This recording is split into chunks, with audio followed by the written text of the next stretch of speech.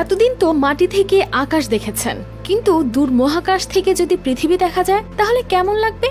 যেখান থেকে পৃথিবী দেখা যায় এক অভূতপূর্ব দৃষ্টিকোণ থেকে। নিচে ভেসে চলেছে বিশাল প্রশান্ত মহাসাগর, সাদা তুলোর মতো মেঘগুলো নরম ছায়া ফেলে দিচ্ছে নীল জলরাশির ওপর। কিন্তু শুধু কি পৃথিবী দেখা? যেখানে ওজনহীনতার কারণে সবকিছুই যেন শূন্যে ভাসে, সেখানে কিভাবে মহাকাশচারীরা ব্যায়াম করেন কিংবা ঘুমান, দাঁত ব্রাশ থেকে শুরু করে ঘর পরিষ্কার কাজ কিভাবে করেন, এই প্রতিবেদনে জানাবো একজন মহাকাশচারী কিভাবে মহাকাশ স্টেশনে গিয়ে তার দৈনন্দিন কাজগুলো করেন।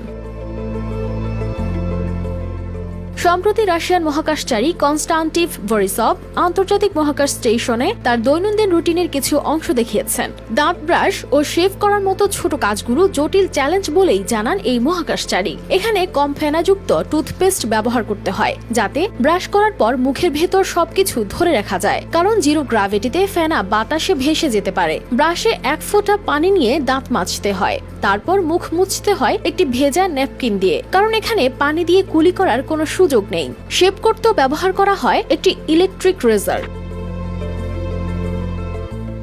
মহাকাশে ঘুমানো একটি নতুন অভিজ্ঞতা, কেননা এখানে শূন্য মাধ্যাকর্ষণে মানুষ শূন্যে ভাসতে থাকে, তাই এক জায়গায় স্থির হয়ে শুয়ে থাকা সম্ভব হয় না। বরিসভ দেখান কিভাবে বিশেষ একটি স্লিপিং ব্যাগ ব্যবহার করে তিনি মহাকাশ স্টেশনে ঘুমাতেন, যার চেইন খুলে ভেতরে ঢুকে আবার চেইন লাগিয়ে দেন, আর ওই ব্যাগটি হুক দিয়ে আটকানো থাকে। আরেকটি গুরুত্বপূর্ণ বিষয় হলো বাতাস চলাচল নিশ্চিত করা, কারণ মহাকাশে ঘুমানোর সময় কার্বন ডাই অক্সাইড ঠিকমতো বের না হতে পারলে অক্সিজেনের ঘাটতি হতে পারে, যা একজন মহাকাশচারীর জন্য খুবই গুরুত্বপূর্ণ।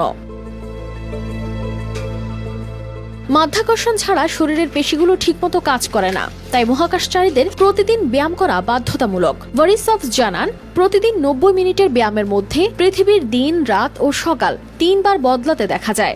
ভাবুন তো, একই সময়ে পৃথিবীর এক পাশে সূর্য ওঠে, আরেক পাশে ডুবে যায়, আর তিনি মহাকাশ থেকে সবই দেখতে পাচ্ছেন। কানেস ফাতেমা শিমু, RTV।